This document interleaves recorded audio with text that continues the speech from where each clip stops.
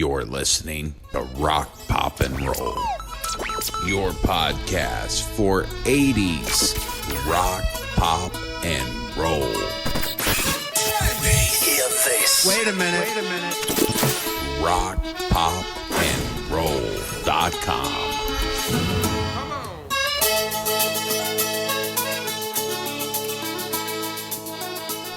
This is Rock, Pop, and Roll. Yes, it is. Today we're listening and talking about a band that combined rock, pop, folk, and some uniqueness. And a little bit of Philly attitude. Some heartland authenticity. And some fun melodies. Rock, pop, and roll. This episode, it is the Hooters. The Hooters, man. What's always mean? I feel like I need to defend my love of the Hooters. Mid-80s, right? Mid-80s rock pop band. Freedom has its ups and downs. This is one off of an 87 album called One Way Home. Carla with a K. Try to find some company.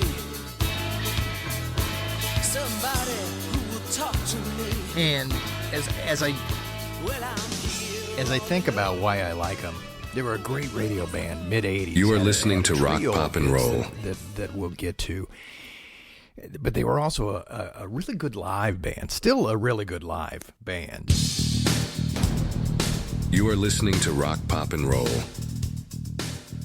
I saw them open for Bryan Adams in 86, I believe. Bryan Adams was on his, not his Reckless tour, but the one after that, Into the Fire album. And the Hooters opened up. It was at Joe Louis Arena in downtown Detroit. I knew the Hooters from the radio, sure.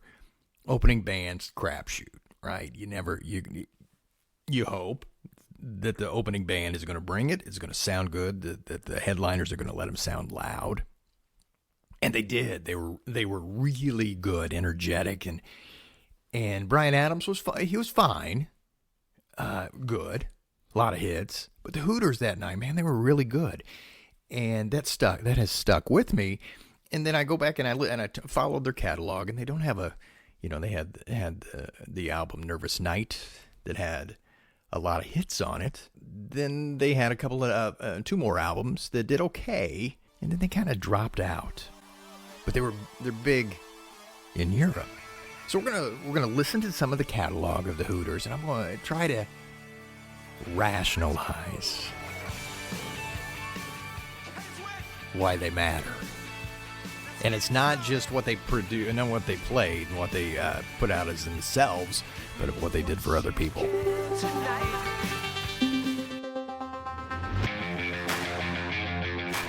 So the Hooters were founded in 1980 in Philadelphia. Their major label release was Nervous Night in the mid-80s.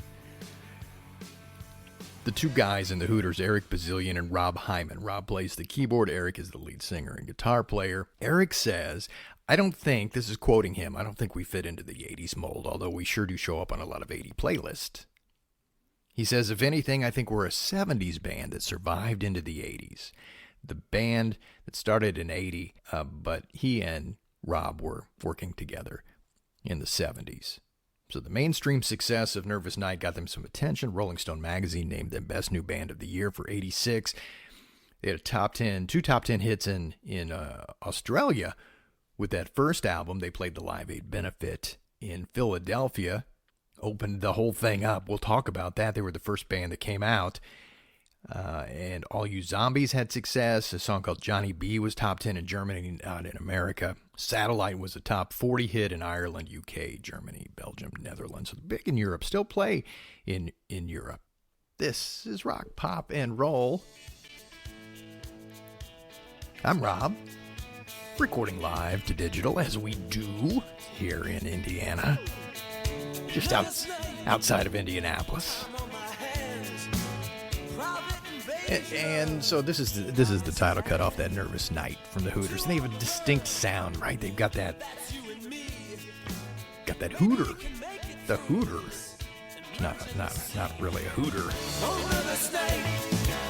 Now, before we get into them, not everyone liked him.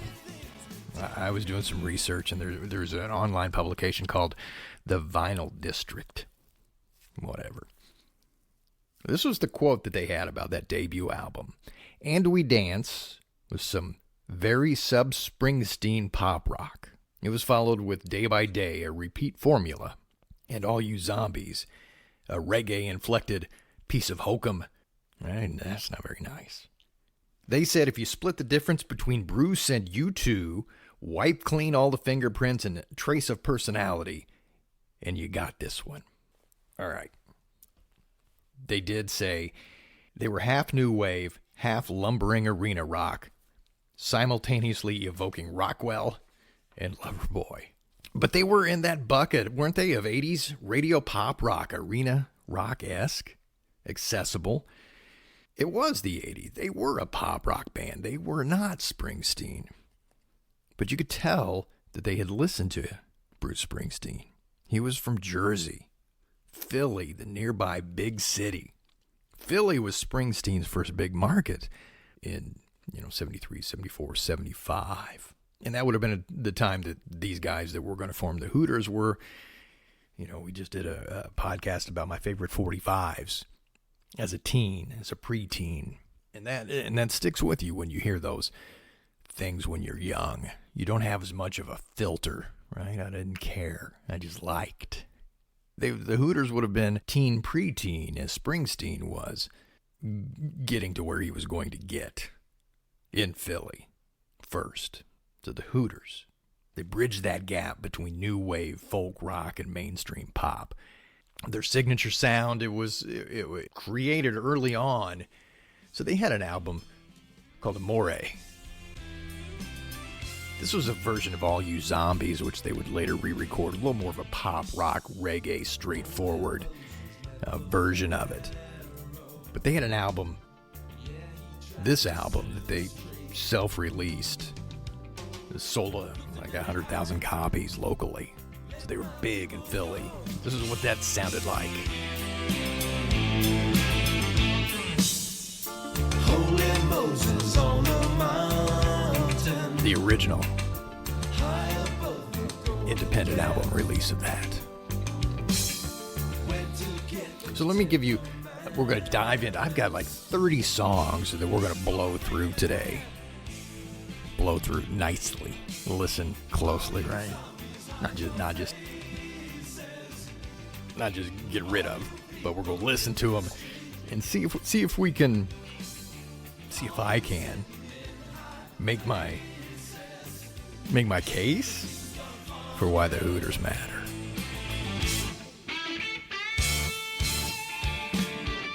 So Rob Hyman, Eric Bazillion met in 1971 at the University of Pennsylvania. A little history lesson real quickly on Rock Pop and Roll. In the late 1970s, they played in a band called Baby Grand. It released 2 albums on Arista Records. Lead singer Eric said, I was already aware of Rob and his band Wax. The band had a write-up in the Philly Inquirer. They opened for the Byrds at the Playhouse in the Park in my first week at the University of Pennsylvania. Eric Bazillion and Rob Hyman went to an electronic music class at the university together. So they were in the same class. Eric said, there was this guy from Wax. So we started talking. Someone had an acoustic guitar in the room. I was playing it. He was like, hey, you want to come jam? So after the class, they went upstairs to one of the rooms that had a piano and they started playing. Eric joined the band. The drummer in that band, remember the name, Rick Chertoff. The band morphed into that Baby Grand. And in 1980, the Hooters were formed. The Hooters took their name from a nickname for a melodica, a type of keyboard harmonica that they play that is their signature sound. During the early 80s, in the 80s, sometimes, local radio stations would latch onto a band that they liked. WMMR, which is a legendary rock radio station in Philadelphia, did just that. And started playing some of the demos or some of the early stuff from the Hooters. an early studio recording of Fightin' on the Same Side, a live recording of All You Zombies, had been released as singles in 81 and 82 on a little indie label. And so then they released Amore in late 1983 on an independent label called Antenna, sold over, as I said, 100,000 local copies. That album included All You Zombies, Hanging on a Heartbeat, Fighting on the Same Side, Blood from a Stone, which they would go ahead and re-record later. History lesson continues. In 82, they opened on the Who's farewell concert tour at JFK, the big stadium in Philadelphia where Live Aid would eventually be held, on a bill with The Clash and Santana. They were kind of on their way locally, didn't have a hit just yet, but they would. History lesson on the Hooters. There you go. There's your background on the band. When you sleep all night on a pillow of stone, brother, don't you walk away. A little more of a deep dive here into Philadelphia. Do you know about Philly? Like we know about Detroit and Motown. Austin, Texas in the outlaw country. New Orleans in the Cajun and the Zydeco. Chicago and Chess Records. Seattle in the alternative scene. Bakersfield, California in that Dwight Yoakam, Buck Owens, Bakersfield sound. So there's these places in America that are a hotbed for music. Philly was one of those places. American Bandstand started in Philadelphia with Dick Clark. They had some teen idols. Fabian and Bobby Rydell and Frankie Avalon were from Philadelphia, which American Bandstand helped grow those teen idols, right? Because American Bandstand was for teens, and so they would promote these artists that would become teen idols. But it also had an R&B and a soul scene in Philadelphia. They had a label, Cameo Parkway, in the 50s that had R&B dance hits, Chubby Checkers, The Twist, Wah Wah Toozy by the Orleans. Had a song by the Dovells called Bristol Stomp.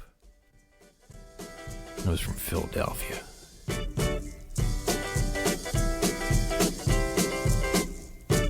The kids in Bristol are sharp as a pistol when they do the Bristol Stomp. Really something when the joint is jumping when they do the Bristol Stomp. Well, doo-wop. They also had some Philadelphia soul in the 60s. There was a songwriting and producing team. Kenny Gamble and Leon Huff began their careers. They were the architects of the Philadelphia sound of soul music. They had a 1967 hit with the Soul Survivors called Expressway to Your Heart.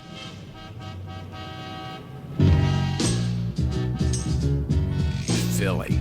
I've been trying to get to you for a long time. 'Cause constantly you've been Motownish, right? thinking about a shortcut I could take. But it seems like I made a mistake. Well, I was wrong. Took too long. Love that keyboard. I got caught in the rush hour. Fellas started to shower you with love and affection. Now you won't look in my direction. On the expressway to your Takes me back to the days in the 90s. There was a radio station in Fort Wayne, Indiana called WOWO, WOWO, Fort Wayne. And I worked there. It was like the fill-in. When somebody go on vacation at night, 7 to midnight, I would do their shift for that week. Or overnights. They were live overnights. I'd do the 12 midnight to 6 a.m. And we were playing oldies. Whoa, Radio 1190. How about some of that rock and soul, Sam and Dave on Whoa.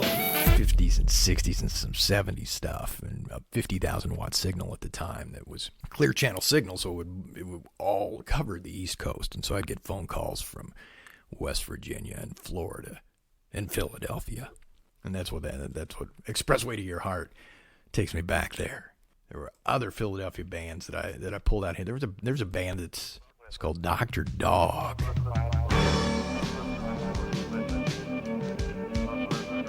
don't know the Dr. Dog, they've been around for about 20 years, early 2000s. This is the song that has the most plays on Spotify. Where'd All the Time Go? 443 million plays. Where'd all the time go? It's starting to fly. Dr. Dog. Look up the Dr. Dog. It's good. Dr. Dog begat the sound of the war on drugs, I think. This is Philadelphia.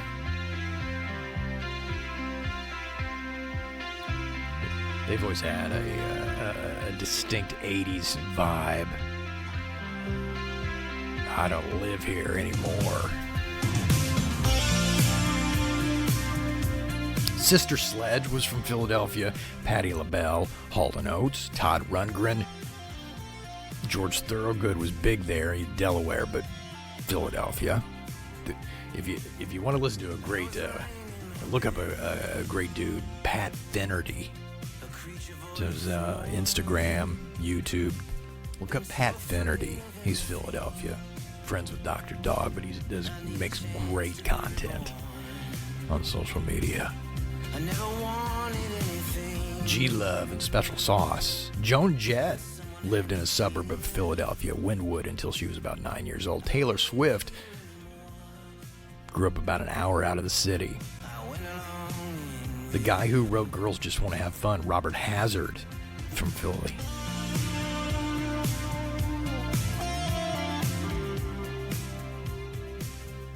This is rock, pop, and roll. There's some history.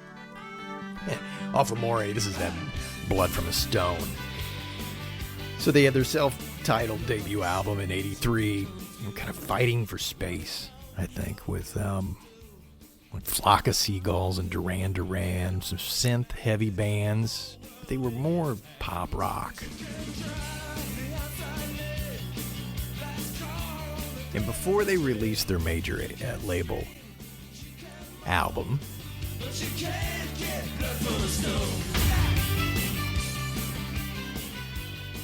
they worked with somebody named Cyndi Lauper, perhaps the most famous, outside of the Hooters, their most famous work that you may not know. Her debut album, She's So Unusual, came out in '83. Rick Chertoff, that drummer for Baby Grand, who worked with Eric Bazillion and Rob Hyman, had been assigned to produce Cyndi Lauper at Epic Records. He was with a band called, I think it was called Blue Angel, but was solo now. Rick Chertoff took her to see the Hooters at the Bottom Line in New York. And they decided that they were going to be her band for her first album. Did you know the Hooters were the band that made the hits for Cyndi Lauper?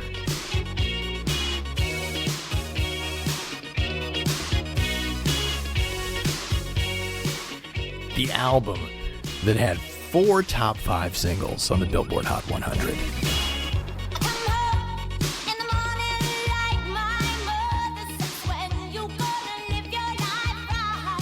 The Hooters were her band on this album. It just blows me away that this album was so big and nobody really talks about that.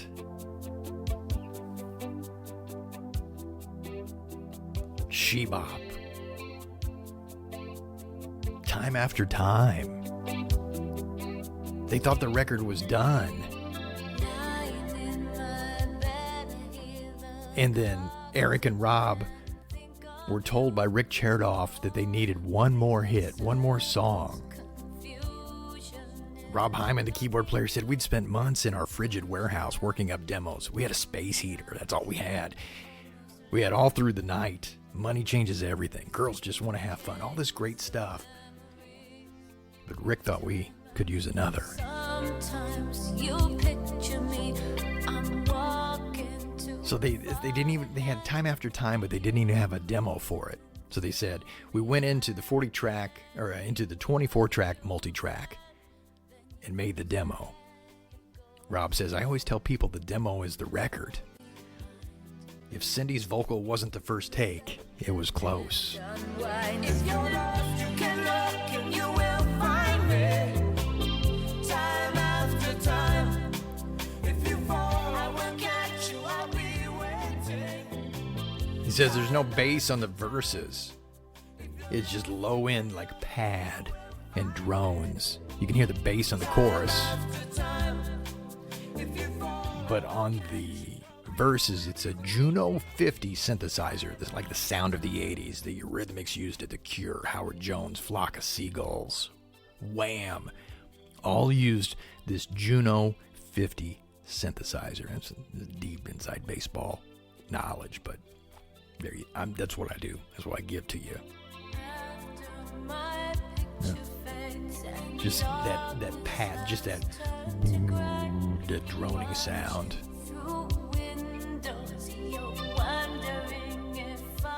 Anton Fig played drums on this. Anton Fig. Who's Anton Fig, Rob? Anton Fig was the drummer in David Letterman's late night TV show band. That album stayed on the charts for 77 weeks in the Billboard 200. It became one of the biggest selling albums of '84. It has sold over 7 million copies. I'm going to just give you a taste. All Through the Night off that album was a hit. All through the night, I'll be awake and I'll be with you. All through the night, this precious time when time is new. Not the biggest hit off that, probably the fourth biggest hit off that album. It's got a great chorus, though, that comes in. Right here. We have no past, we won't reach back, keep with me. They did a cover on that album of a Prince song. Great Prince song, When You Were Mine.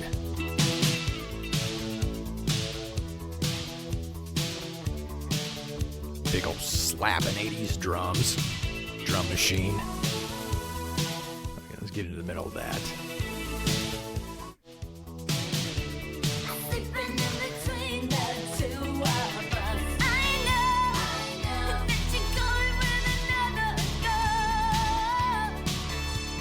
It's a great 1980 mid-80s album. Maybe one of the best. Maybe one of the best five. You know, right up there with the... It's pop. Right up there with the Springsteens and the Princes and the Madonnas. This one album. My favorite cut on this whole album is a song called Money Changes Everything. I believe it was recorded first by an Atlanta band called The Brains. I need to fact check myself, but I think that's right.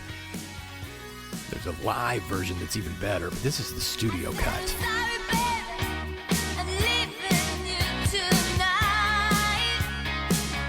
It's just kind of straightforward rock song, right? It's a rock pop song. Money Changes Everything. Went to number 28.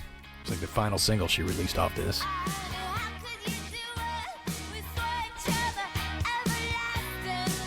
Get to the chorus right here. Let's do the chorus and then we'll move. And we'll move.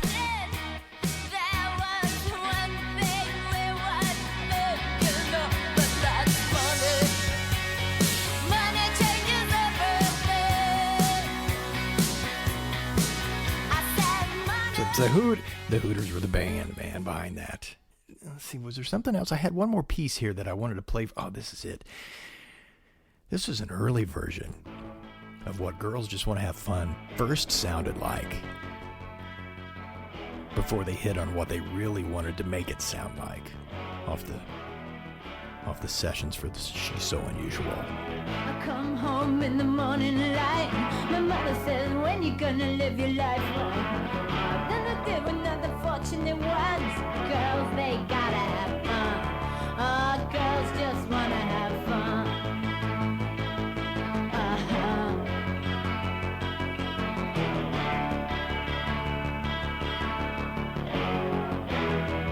Phone rings in the middle. I think that's so interesting. They call it the early guitar mix. Did they ever get to drums? Yeah, it's all synthesizer and guitars.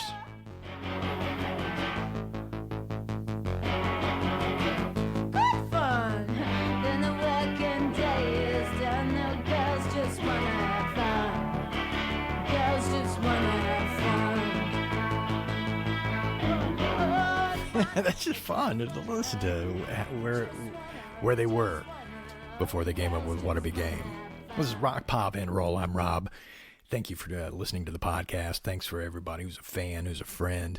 The Hooters' major label debut. Their first single was that All You Zombies.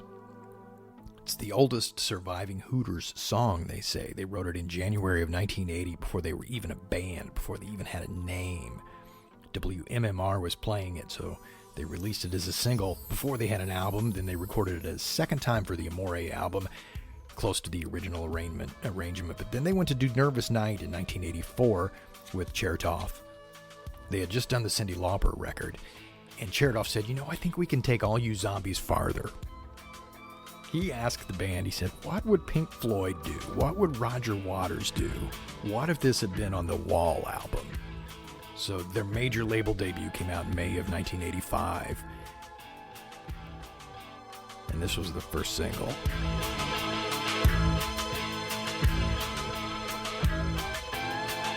It's like 6 minutes long. And you can hear that David Gilmour-esque guitar, right?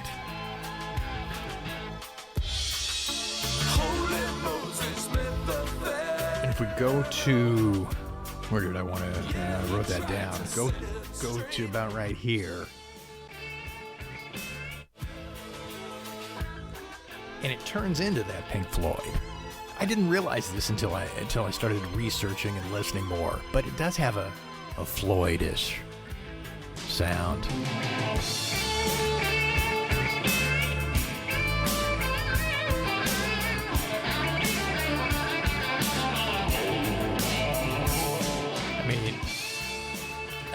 That could be David Gilmour.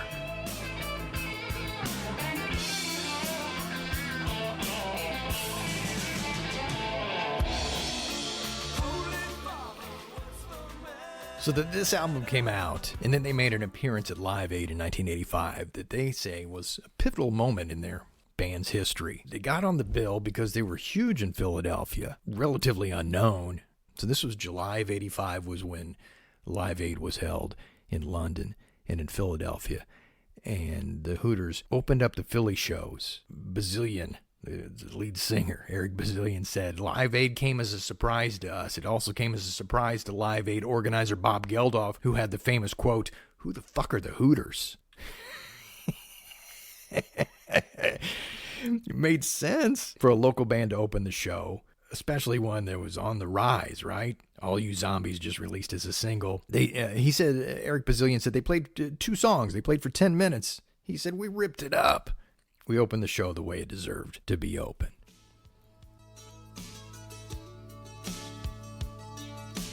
So they did a tour. They opened for Squeeze. They opened for Loverboy.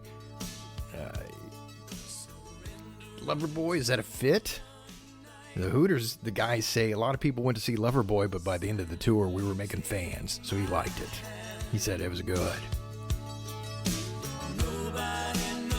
Off that major label debut, here's Where Did the Children Go? A taste of a deeper cut.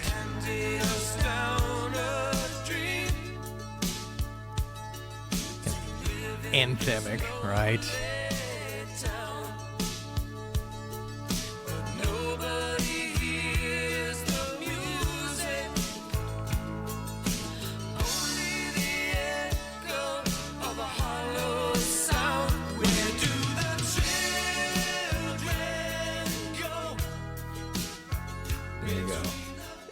And the biggest hit that they ever had was a top 20. As high as it got was number 18. Bigger than And We Danced. And the Day by Day.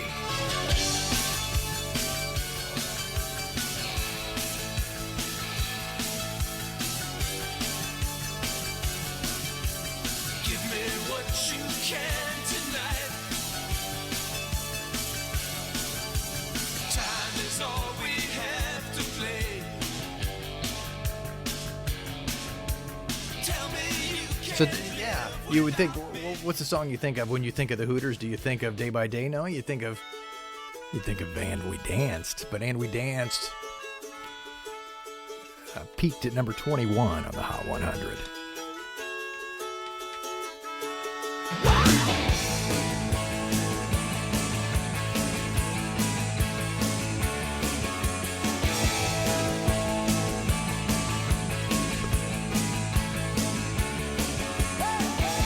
That's their signature song, man. That's the one. That's the one that if you're sitting down at the concert, you stand up for this one. Even if you're just a casual fan, I think this is the one. It's the one that if there's one song that is still played on like classic hits radio, it's gonna be And We Danced. There was no use talking, there was nothing to say when the band began to play, and we danced like a wave. Rock, pop, and roll, and the Hooters. The greatness of the Hooters, and I think just even if they did nothing else but were the band for Cyndi Lauper and in the studio, and those guys for that album, they'd be worth remembering. But some of the stuff in the catalog, there's not hits. I mean, Day by Day was number 18, 21 for And We Danced, but nothing bigger than 18 than All You Zombies. I'm not even sure All You Zombies got into the top 40. And then a bunch of songs that on subsequent albums that weren't hits here but were hits in Europe. One Way Home in 1987 was the follow-up with Nervous Night. The song on the album that only went to number 61 on the Hot 100 was Johnny B. But this song opened the door in like Germany. It was a top 10 song.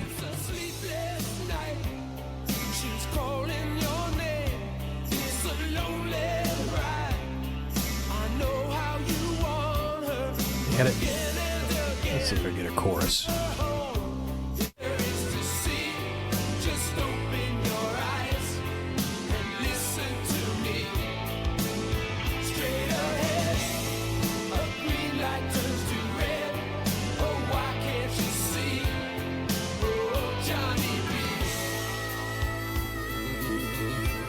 And then they had a follow-up single called Satellite, which broke them in England, got them on top of the pops. Number 61 in America. A little indictment of televangelists.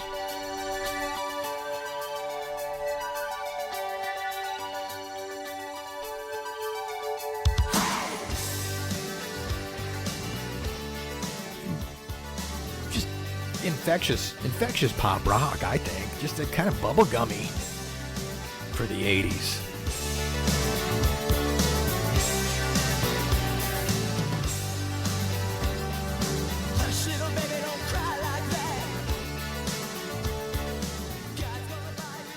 So in '89, they released an album called Zigzag. It had a cover of 500 Miles. Not a hit in America, barely scraped into the Hot 100, went to number 97. I do remember playing this when I was at WORX radio down in Madison when we were playing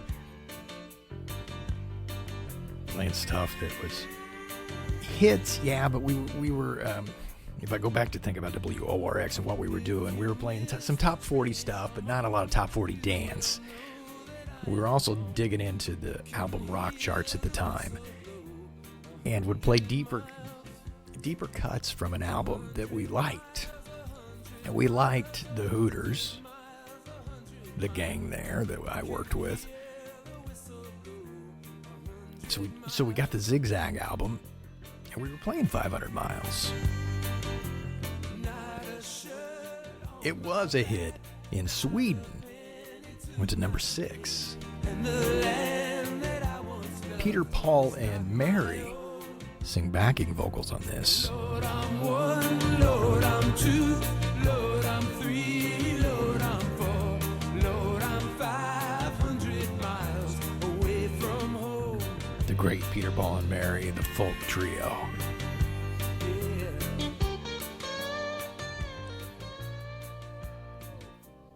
So the band moved to MCA Records in 1993, had an album called Out of Body that was gold and platinum, gold in Sweden, platinum in Norway. Had a song called Private Emotion, which was later covered by Ricky Martin. And they continue to release albums. As late as 2023, they put out music, and they still tour because they're a great live band. So that goes back to me seeing them open for Bryan Adams.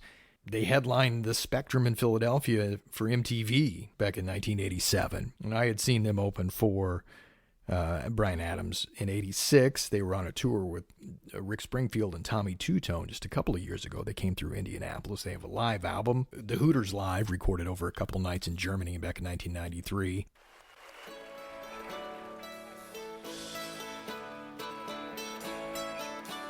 In 2003, they reunited in Germany. They had taken a break. They had a 17-city tour, prompted some further tours, and they continued. I mean, their next tour, if you look them up right now as we record this, they're going to go to Norway and Sweden and Europe where they are big. An album called Time Stands Still was released in the United States in 2008. Here's Time Stands Still from Both Sides Live. Hang with me. We record live to digital, man. We ain't no edits.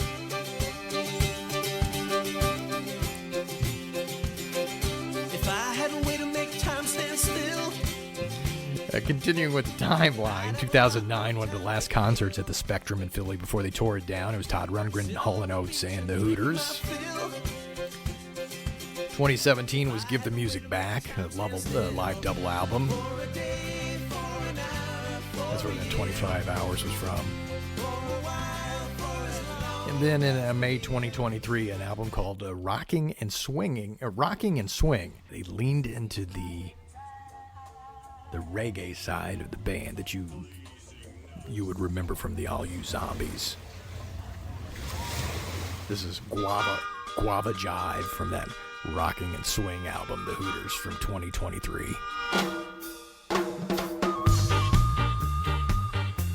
And it's not my favorite album. I don't listen. I don't. It's not. But bless them, man. They're still out there, still doing, still touring, still making stuff. And if you look at their latest album, or latest videos live on YouTube, they can still do it live. The opening set for Bryan Adams was one of the best openers I saw back in the mid-'80s. I saw a bunch of concerts doing what they do, doing what they could do, trying to blow the headliner off of the stage, or at least steal some of their fans, right? And that's kind of what they did with me. I went for Bryan Adams and left thinking, man, the Hooters were into it. I did the same thing when I saw Henry Lee Summer open for Eddie Money down in Louisville one time. I went for Eddie Money. Yeah, I went for Henry Lee Summer too, but Henry Lee Summer blew Eddie Money off the stage that night, slamming. The Hooters were slamming that night. What is interesting is how their influence ripples through music. A bit of an eclectic style with that folk, that rock, that pop. It seems to me like it's aligned to like bands like the Gin Blossoms and the Counting Crows, Matchbox 20, those bands that meld pop and rock and accessibility, likability. When you first hear it, you're like, ooh, a little sugary. I do like that. And what's their legacy? So what's the legacy of the Hooters? It's an 80s band that made pop and rock and roll noise. They kind of kept going on their own terms. Some folk, some of that reggae, some of that New Orleans sound. And even though, as we look back and remember that review that I talked about at the beginning of the show from the Vinyl District, I don't think they were cookie cutter 80s rock. It was kind of the 80s rock with a twist, a left lean, but not in the ditch. On the same road, the road that took them from Philadelphia to MTV to radio to the arena stage. And if you think about it, Cyndi Lauper might not have had her big hit if they weren't there in Philadelphia. It might have all not happened. They had the hits. They kept going. And time has let them come back home, where they and we still hear the Hooter.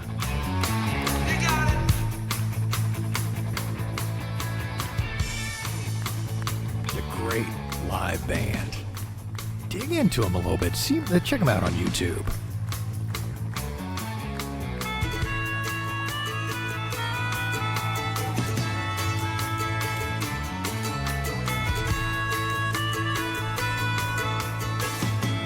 This is rock, pop, and roll. That's right.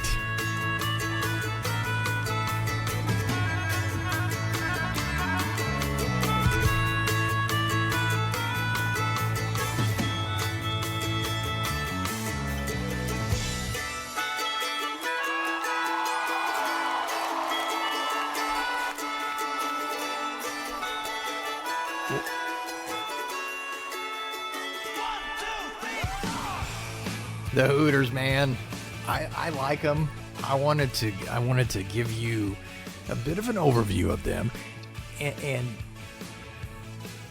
find some things out.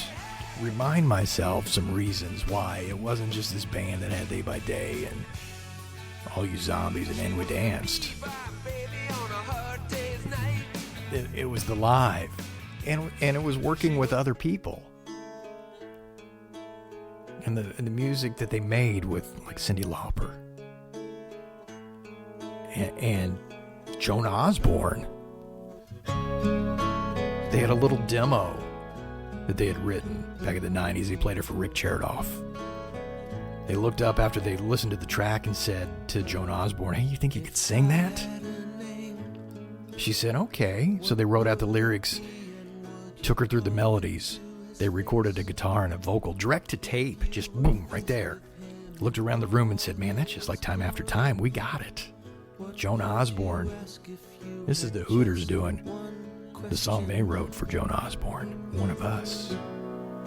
Yeah, yeah, God is great. Yeah, yeah, God is good. Yeah, yeah. Yeah, yeah, yeah. What if God was one of us? Eric Bazillion wrote and produced a song for a band called Boys Don't Cry.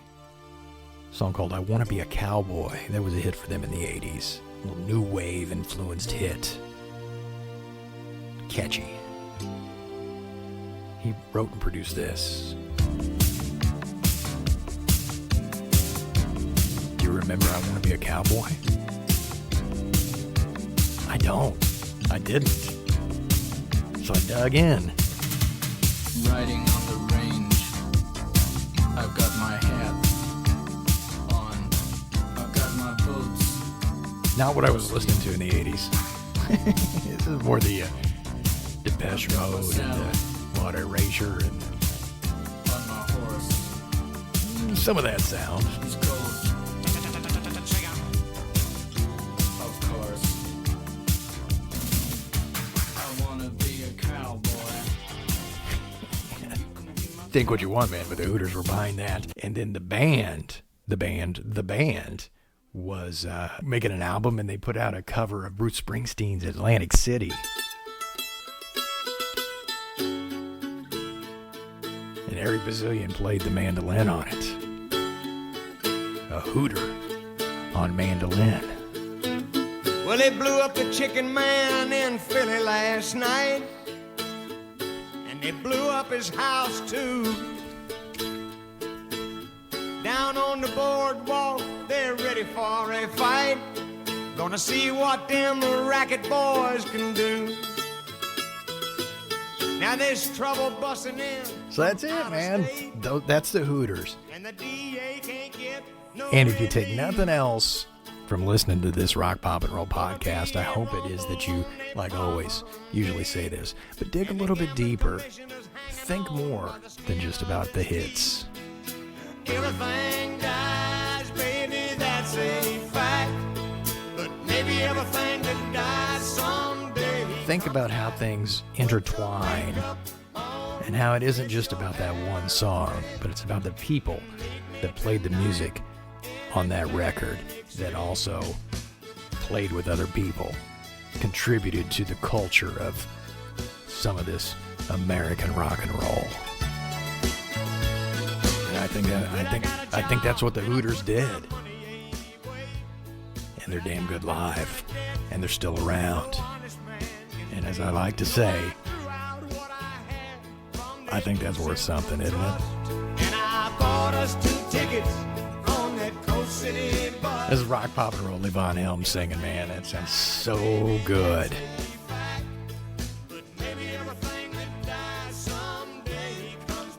If you want to subscribe, I hope you already do. If you want to, or if you want to tell your friends and your family and your neighbors and whoever it is, just go to wherever you get your podcast, because you can find us on Spotify, you can find us on iHeartMedia, Apple Podcasts. Subscribe to us, and then anytime we release one, you get notified. And then we put it on my Facebook page. If you want to look for me on Facebook, you can do that. We do this for fun. I do this because I love to do it. Before we get out of here, I got 2 final facts for you. Two things to give to you before we head out of here. One of them is Rob Hyman, the keyboard player, said when this guy covered one of the songs, he said it was mind-blowing. He said it's something that Eric and I treasure. When we wrote the song, we could never imagine in our wildest dreams that Prince would cover one of the songs that the Hooters wrote. Oh, it's a great cover, too. And I had not heard this until I did this podcast. This is the reward of doing the work, man. God had a name. What would it be? And would we call it to its face? If we were faced with him and all his glory, what would you ask if you had just one question?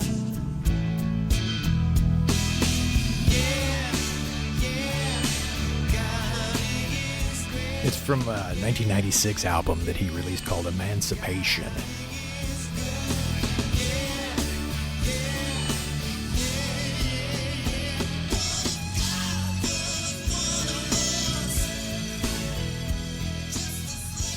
You can find that wherever you find your music. The Hooters, man. What do they sound like? Rob Hyman says, whatever it is we do, we Hooterize it. We Hooterize those songs. So get us out of here. Thanks for listening. Be safe. Be kind. Be good to each other. Rock, pop, and roll, man. The tent's big enough for everybody. Come on in. We get out of here with the Hooters doing their version of Time After Time. If you fall, I will catch you. I will be waiting. Time after time. Time after time. Time after time. Time after time. Time after time. Time after time. Time after time. Time after